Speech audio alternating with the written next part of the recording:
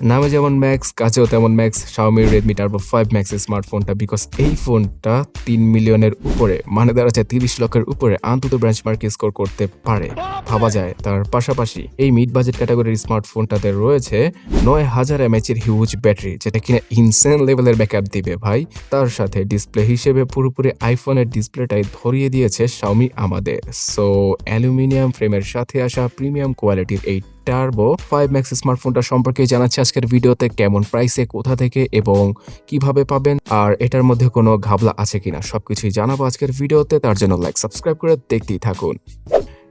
Redmi Turbo 4 Pro স্মার্টফোনটা গত বছর কি এই বছর মার্কেট কাঁপাচ্ছে বাংলাদেশের 30,000 টাকার আশেপাশে। তো তার এই সাকসেসর Turbo 5 Maxটাও মার্কেট কাঁপাবে, এটা আপনি লিখে রাখেন। যদিও কিনা ফোনটার মধ্যে দুই এক জায়গায় একটু অপছন্দের জিনিস রয়েছে, সেগুলো সম্পর্কে জানাচ্ছি। তার আগে ডিজাইন এবং বিল্ড কোয়ালিটিটাকে এক্সপ্লোর করা যাক। ডিজাইনের ক্ষেত্রে গত বছরের ডিজাইনকে কপি পেস্ট করা হয়েছে, এখানে নতুনত্বের কোনো ছোঁয়া নেই। বাট ফ্ল্যাশলাইটের দিক দিয়ে দুইটা ফ্ল্যাশলাইটকে আপনারা পেয়ে যাবেন। 219 গ্রাম ওজনের সাথে আসা Turbo 5 Max স্মার্টফোনটার থিকনেস 8.2 মিলিমিটার। ভাবা যায় 9000 mAh এর ব্যাটারি থাকা সত্ত্বেও এত পাতলা স্মার্টফোন, এটা সব প্রশংসা শুধুমাত্র সিলিকন কার্বন টেকনোলজি বাবার। এইটার কারণেই এত বেশি ক্যাপাসিটির ব্যাটারি আমরা আজকে দেখতে পারতাছি ফোনের ভেতরে। 2 থেকে 3 দিনের মতো ফোন তো স্ট্যান্ড বাই মোডে, মানে নর্মাল ইউসেজে চলে যাবে। 100 ওয়াটের চার্জিং স্পিডটাও দিয়ে দিয়েছে, তো 1 ঘন্টার একটু বেশি সময় লাগবে ফোনটাকে ফুললি চার্জ করতে। একবার ফোন চার্জ করে ফেললে আর কে ঠেকায়। সারাদিন রিলস দেখুন অথবা গেম খেলুন, ফোনের চার্জ যাবেই না, এমনটাই মনে হবে। বিকজ বর্তমান সময়ে ম্যাক্সিমাম মানুষ 5000-6000 mAh এর ব্যাটারি যুক্ত স্মার্টফোনই ইউজ করছে। সেখান থেকে যখন কিনা 9000 mAh সুইচ করবে, তখন এটা অনেক বেশি মনে হবে। তো ব্যাটারি ডিপার্টমেন্ট সম্পর্কে তো জানালাম। অ্যালুমিনিয়াম ফ্রেম আর গ্লাস ব্যাকের সাথে আসা সুন্দর এই ডিভাইসটার কমলা কালারও বের করছে রেডমি। IP68-69 কে ওয়াটার ডাস্ট রেজিস্ট্যান্টটা দিয়ে দেওয়া হয়েছে ফোনটির মধ্যে। তো 2-3 মিটার পানির নিচে এটা আরামসে চালানো যাবে। তবে পানির নিচে ফোন নিয়ে বেশিক্ষণ খেলা করেন না, কারণ ওয়ারেন্টিটা পাবেন না পানি ঢুকে গেলে ফোনের মধ্যে। ওকে।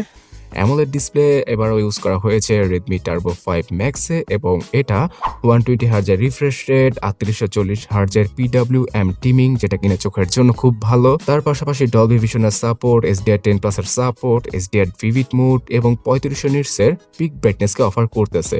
এক কথায় বলতে গেলে ডিসপ্লেটা one of the best, just wow. यही नहीं अभी और सुनिए।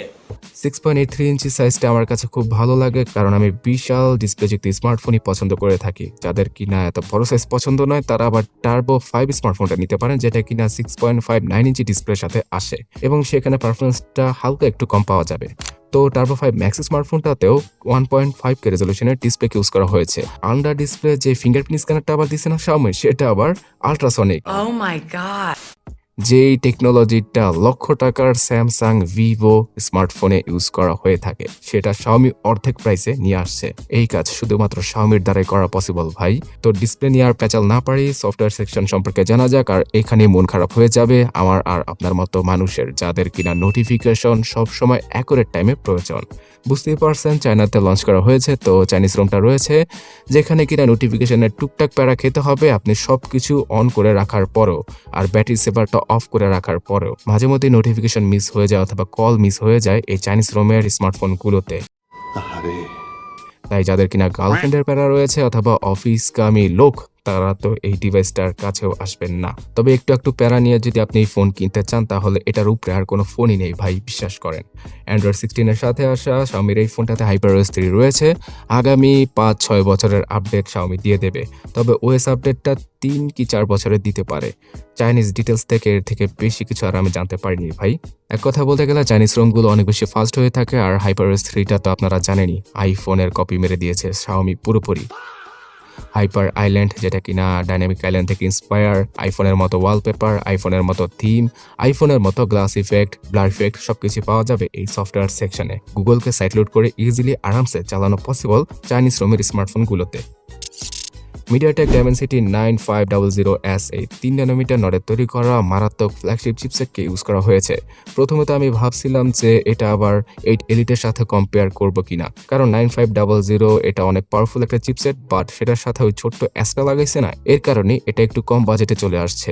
তারপরে কিন্তু 3 মিলিয়ন, মানে দাঁড়াচ্ছে গিয়ে 30 লক্ষের উপরে অন্তত বেঞ্চমার্ক স্কোর করতে পারছিল Turbo 5 Max স্মার্টফোনটা, যেটা কি না বাজেট অনুযায়ী অন্য কেউ করতে পারবে না। কাগজে কলমতে এটা 8 Gen 5 থেকে অনেক পাওয়ারফুল, বাট 8 এলিটের থেকে একটু কম পাওয়ারফুল। যদি স্ন্যাপড্রাগনের 8 Gen 5 ইউজ করা হতো তাহলে অনেক মানুষই খুশি হয়ে যেত, বাট আমার মনে হয় যে কম দামে আরো ভালো পারফরমেন্স দেওয়ার জন্য, মানে অতিরিক্ত পারফরমেন্স দেওয়ার জন্য Xiaomi এই কাজটা করেছে। अच्छा Dimensity 9500S এই চিপসেটটার জন্য অ্যান্ড্রয়েডের এই যাবৎকালের যে কোনো গেম আপনারা সবচেয়ে হাই গ্রাফিক্সে খেলতে পারবেন, হাই FPS পেয়ে যাবেন। এখানে তেমন কোনো ল্যাগ অথবা হ্যাঙ্গার দেখা পাওয়া যাবে না। আগামী 4-5 বছর তো এই ফোন ধুমায় ইউজ করা যাবে। ভিডিও এডিটিং এর ক্ষেত্রে সবগুলো অ্যাপই পানির মতো চলবে। 4K রেজলিউশনের ভিডিওগুলো আপনারা এডিট এবং রেন্ডার করতে পারবেন। 12256, 12512, 16256, 16512 এইরকম র্যাম রোম ভেরিয়েন্টের সাথে আসে Xiaomiর এই ফোনটা, এবং সর্বোচ্চ 48 GB পর্যন্ত র্যাম ইউজ করা পসিবল এখানে। UFS 4.1 ক্যাটাগরির ইন্টারনাল মেমোরিও দেওয়া হয়েছে, আবার LPDDR5 এর র্যামটাও দেওয়া হয়েছে। তো পারফরমেন্সের দিক দিয়ে তেমন কোনো কমতি, মানে বিন্দু পরিমাণ কমতি রাখেনি Xiaomi, এই জন্য তাদেরকে প্রশংসিত করতেই হয়। গত বছরও টার্বো 4 প্রো স্মার্টফোনটাতে এইরকম মাথা নষ্ট কাজ করেছিল Xiaomi। অ্যাজ ইউজুয়াল এখানে কোনো SD কার্ড ইউজ করার সুবিধা নেই, দুইটা 5G সিম ইউজ করা পসিবল হবে এবং 5Gর সকল ব্যান্ডের সাপোর্ট রয়েছে। কানেক্টিভিটি সেকশনে Wi-Fi 7 এর সাপোর্ট দিয়ে দিচ্ছে Xiaomi। ব্লুটুথ 5.4 এর সাপোর্টটা রয়েছে, 6 দিলে আরো ভালো হতো। NFC, এয়ার ব্লাস্টার পোর্ট এই সকল কিছু থাকছে ফোনটার মধ্যে। তো টিভি, এসি যেই সকল রিমোট কন্ট্রোলকৃত ডিভাইস রয়েছে সেগুলো কন্ট্রোল করা পসিবল হবে ইজিলি এই ফোনটার মাধ্যমেই। আর বিকাশে NFC পেমেন্টও এটা দ্বারা ইজিলি করা পসিবল হবে। ডুয়াল স্টোরেজ স্পিকার সাপোর্ট রয়েছে ফোনটার উপরে এবং নিচে। তো আর বাদ রইল কি? বাদ রইল শুধুমাত্র ক্যামেরা, এবং এই জায়গাতে একটু নড়বড়ে এই টাইপের পারফরমেন্সগত স্মার্টফোনগুলো। আইকিউ টার্বো সিরিজটা দেখুন অথবা ওপোর টার্বো সিরিজটা দেখুন, সবগুলোর একই কাহিনী। 50 মেগাপিক্সেলের মেন ক্যামেরা রয়েছে পেছনে, 8 মেগাপিক্সেলের আল্ট্রাওয়াইড ক্যামেরা পাওয়া যাবে। মেন ক্যামেরার সাথে OIS সাপোর্টটা দিয়েছে Xiaomi। 4K তে 60 fps এ ভিডিও শুট করা পসিবল রিয়ার ক্যামেরা দ্বারা।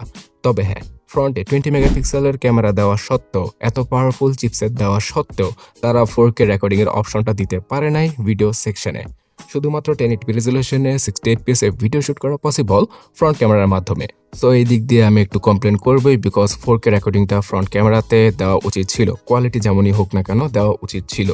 1080p রেজলিউশনে সর্বোচ্চ 960 fps এ স্লো মোতে ভিডিও শুট করা পসিবল হবে রিয়ার ক্যামেরা দ্বারা। যারও বেশ OIS ASR সাপোর্ট মিলে 4K তেও ভালো স্টেবল ফুটেজ শুট করা পসিবল হচ্ছিল, তবে সেটা 30 fps এ। এবং 1080p রেজলিউশনে ভিডিও করলে তো আরও বেশি স্টেবল ফুটেজ পাওয়া যায়। ক্যামেরার কোয়ালিটির কথা বলতে গেলে বাজেটের মধ্যে ঠিকঠাক চলার মতোই রয়েছে, মানে স্পেশাল কিছু নয় আবার খারাপও কিছু নয়। এই ফোনগুলোর প্রসেসরের ISP অনেক ভালো হয়ে থাকে, তাই ইমেজ প্রসেসিংয়ে খুব দ্রুত গতির রেজাল্ট পাওয়া যায়, আর বাকিটা তো সফটওয়্যারের খেলা, সেটা তো আপনারা বুঝতেই পারছেন। সো গ্যাস, আরো একটা ফিচারের কথা বলা হয়নি, সেটা হচ্ছে গিয়ে 27 ওয়াটে অন্য যে কোনো ডিভাইস এই ডিভাইসটার মাধ্যমে চার্জ করা পসিবল হবে। সেটা কিন্তু পাওয়ার ব্যাংকের একটা ফিচার, এবং আপনার কাছে যদি আইফোন থাকে সেটাকে আপনি ফাস্ট চার্জ করতে পারবেন Redmi Turbo 5 Max স্মার্টফোনটি দ্বারা। অরেঞ্জ, ব্লু, হোয়াইট, ব্ল্যাক এই 4টা কালারেই চাইনিজ মার্কেটে লঞ্চ করা হয়েছে Turbo 5 Max কে। এবং এটার চাইনিজ প্রাইসিংটাকে যদি আমি বাংলাদেশি অথবা ইন্ডিয়ান প্রাইসিং এর সাথে কম্পেয়ার করি, তাহলে ইন্ডিয়াতে এটার প্রাইস দাঁড়ায় 34 থেকে 35,000 রুপি এবং বাংলাদেশে 42 থেকে 43,000 টাকা। তো আপনি ধারণা করতে পারেন অথবা মেনে নিতে পারেন বাংলাদেশের শুরুর দিকে 45 থেকে 50,000 টাকায় এই Dimensity 9500S দ্বারা আসা ফোনটি পাওয়া যাবে।